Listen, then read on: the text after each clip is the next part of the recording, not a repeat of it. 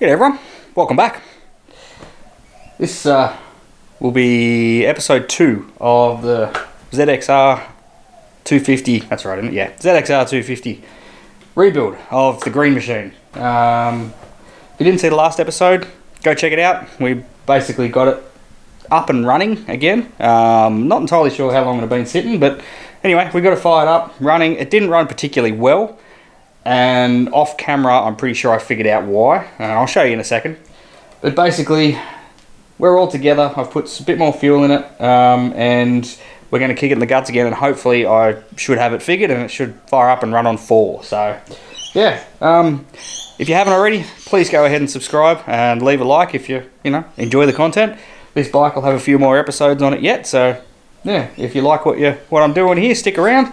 And then there'll be quite a few episodes on that bike. So, yeah, like I said, subscribe, like, and turn your notifications on so you get all the videos as they roll through. Alright, I'll show you what I found, why I'm pretty sure it wasn't, or definitely wasn't running on 4. But I'll show you what I found as to why I think that is, and then we'll fire it up and see if it runs. Alrighty, so this is why she wasn't firing. They are just sooted up, carboned up, fouled up.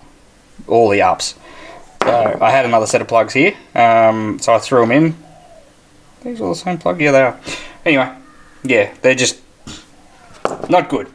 So I threw a fresh set of plugs in. Well, actually, full disclosure, they're not brand new. They're actually the set that were in the black bike, and they looked in really good condition, so we'll see what they do. I didn't actually check for spark on the center 2 cylinders. I did on the outsides, because they were easier to get to, but doing plugs is a bit of a job on this. I'll show you how I found it. Easiest to be done. I actually pulled the radiator forward. It sits, right up in here, and you just can't get anything to it. So I undone the 4 bolts and actually laid it forward, and it'll stay like that until we confirm that it runs on 4, and then I'll bolt it back up. Once we do get it running on 4, if we do, I'm going to warm it up, and then we'll drop the oil and spin a new filter on, and we'll have a bit of a look at the cooling system. Doesn't look terrible, but anyway, we'll go through it and have a gaze. I did notice one thing. That's the wiring for the fan. So somewhere along the line, either the fan relay's gone or the control mechanism for the fan has stopped working, and they just put a bit of a bodgy inline switch. So we're gonna have to fix that. Anyway, let's put you in a stand, kick in the guts, and see if she runs.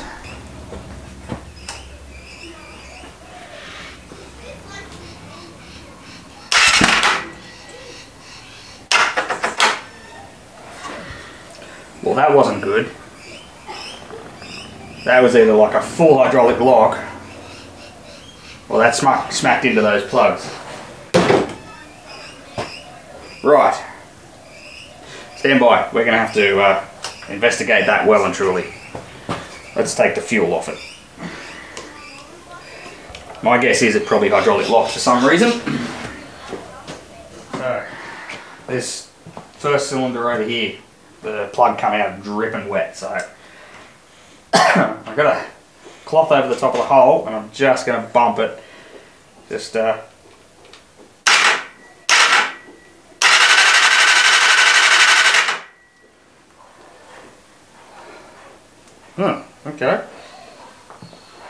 That's odd. I would have thought I would have got something out of that.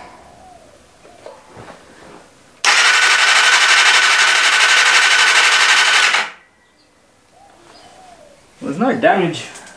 There's nothing coming out of it. No damage to the plugs that I can see. They actually sit a bit lower, if anything, than the factory ones, or the ones I pulled out of it. Alright, well, we'll put these ones back in again. The ones that I have, and we'll just try and spin it over without the leads on it and see what happens. But yeah, okay. Well, I hope it didn't contact a plug and hurt a piston then, because they had to put us back a few steps. So I just spun them in there. They just sort of spun down by hand. Leads aren't on. Okay, righto. Well, let's lock them up, put the plug leads on and see if she fires then. Alright.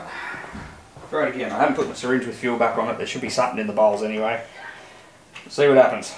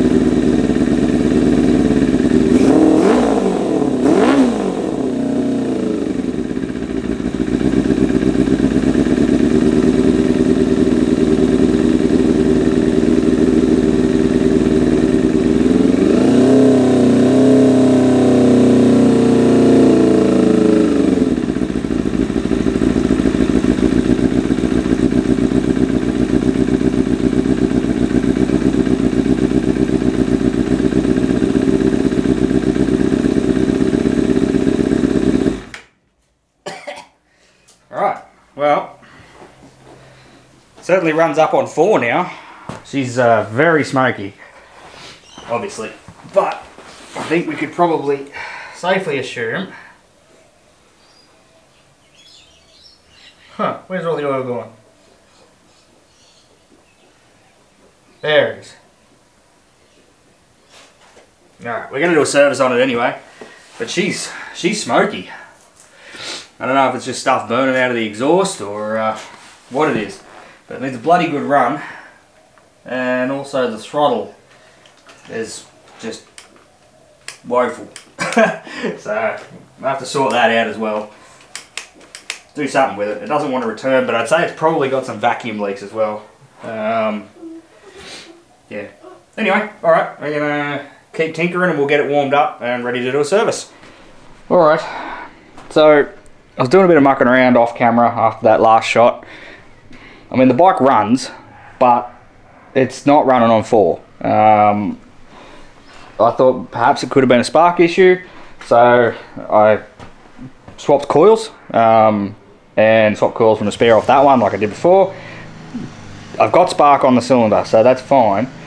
Ended up swapping plugs, made no difference. It still runs on 3. It'll intermittently pick up cylinder 4, but it does not running on 4.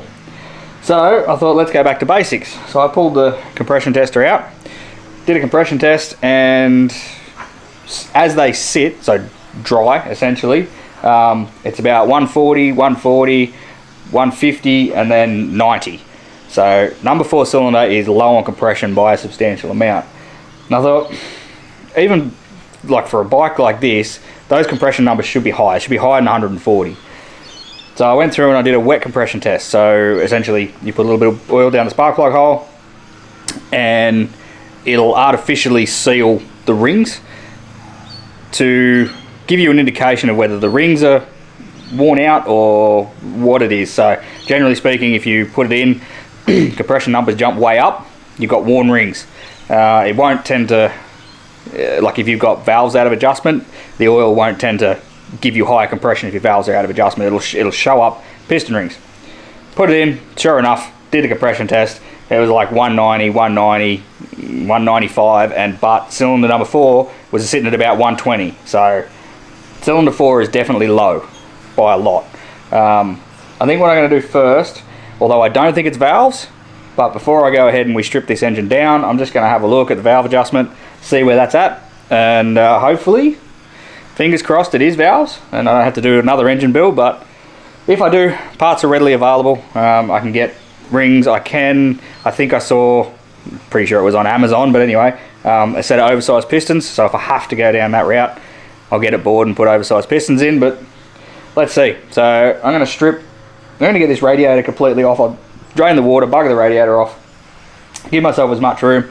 We'll pop the rock cover off. I might even have to take the carbies off again, I think, just to give me some room in there. And we'll check valve clearances. Go from there. Alright, well, everything looks really nice and clean down in there, which is good.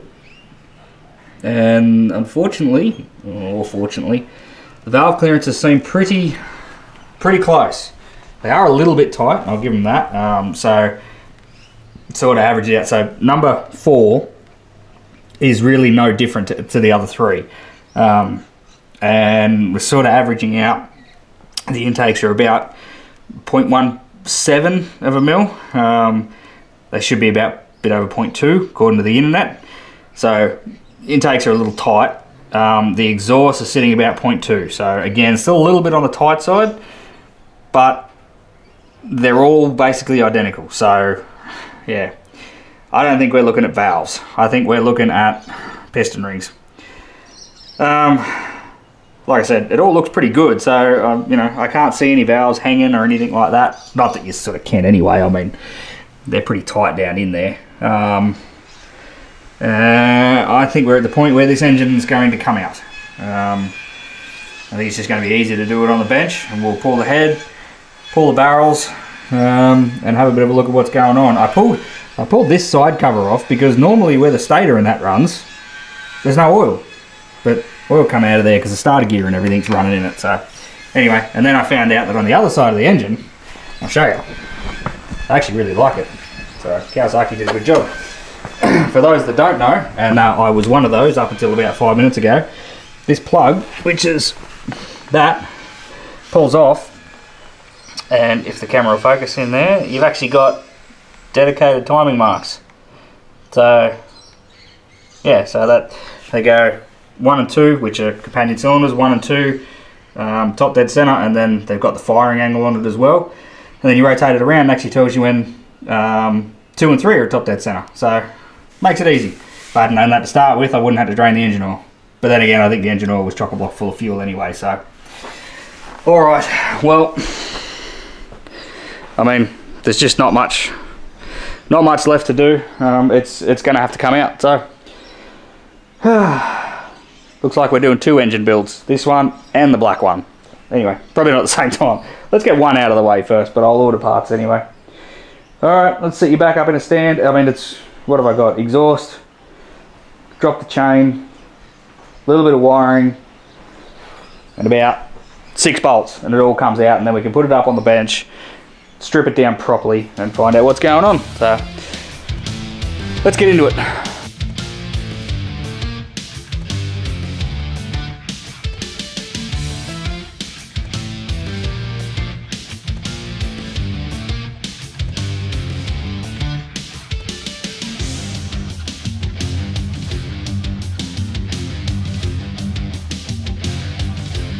Well, that definitely wasn't the most glamorous of engine removals that I've ever done, but it's on the bench. It's a pretty light little sucker. I just picked it up and threw it on the bench, no worries. And I mean, I'm not exactly the world's strongest person. Alright, so we're going to pop, to me that looks like a cam chain tensioner, even though it seems like it's in the wrong spot. Anyway, we'll see. So we'll pop that off. That should drop the cam chain. I'm just wondering if we don't rip this side case off I'll give you a look at the clutch too, because I did a bit of reading and apparently the clutches on these are a little bit weak. So we might look at doing something with that. But I think, yeah, pull that side cover off. At the moment we're top dead center number 1 on compression. So that's where I'm going to leave the engine. That way when it goes back together it's just easier. Okay, cover. What next? I'm lost. Yeah, okay. Cover, cam chain, cylinder head, barrels.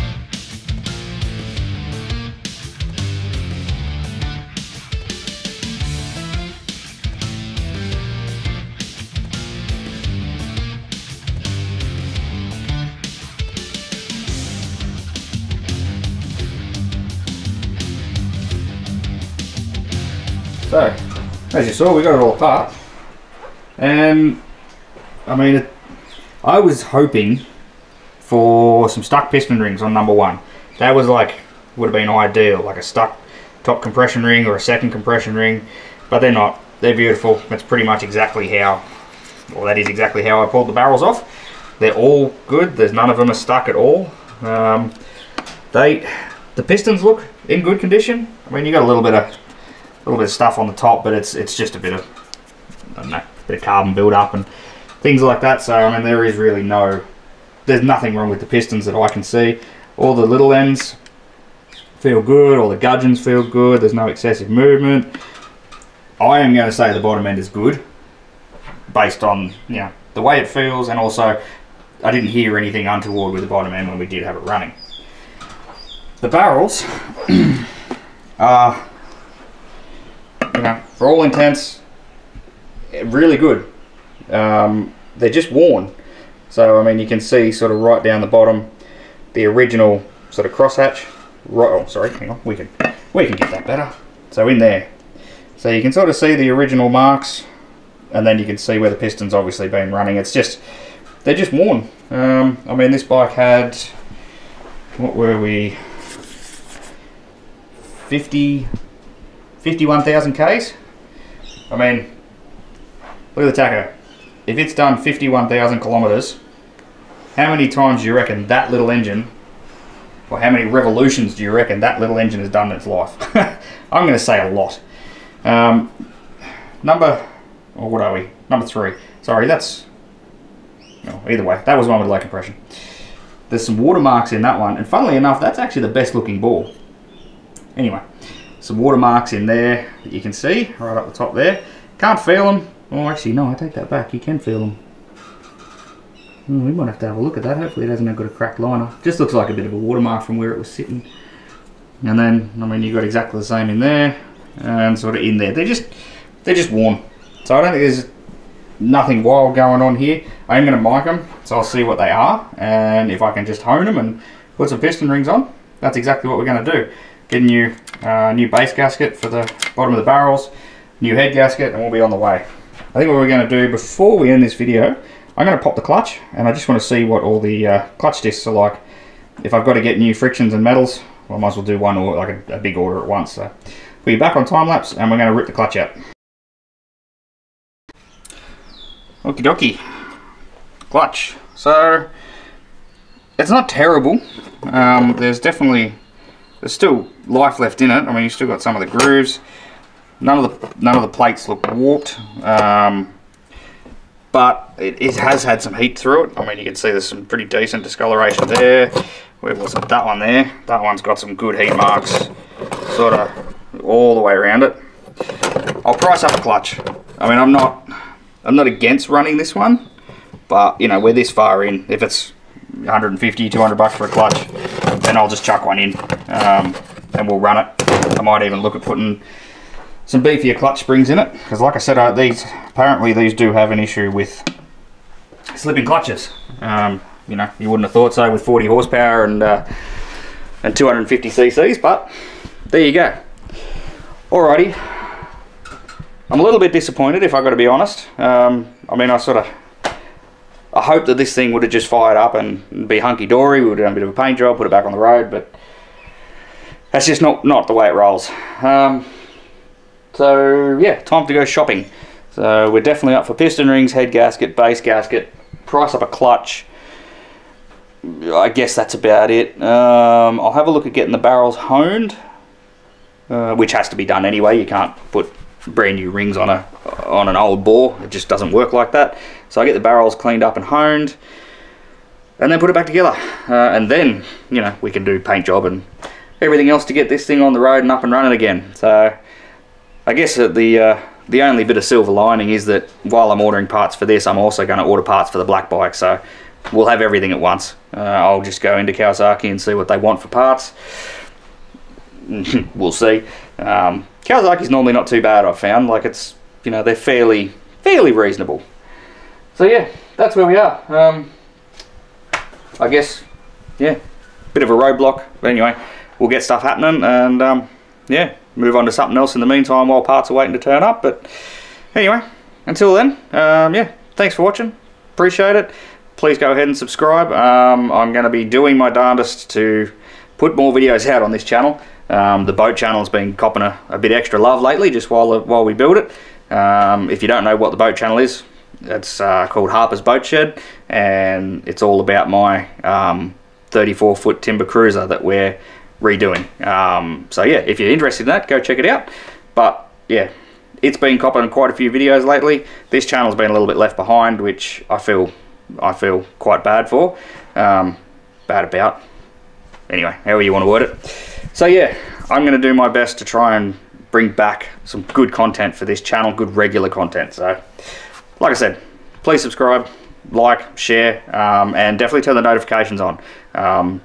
Lets you know every time I upload something, but also it certainly lets, it does something wonderful with the YouTube algorithm that means that my videos get recommended more. So, alright, that's enough. I'm going to make some phone calls, get some parts happening, and yeah, stay safe. We'll catch you on the next one.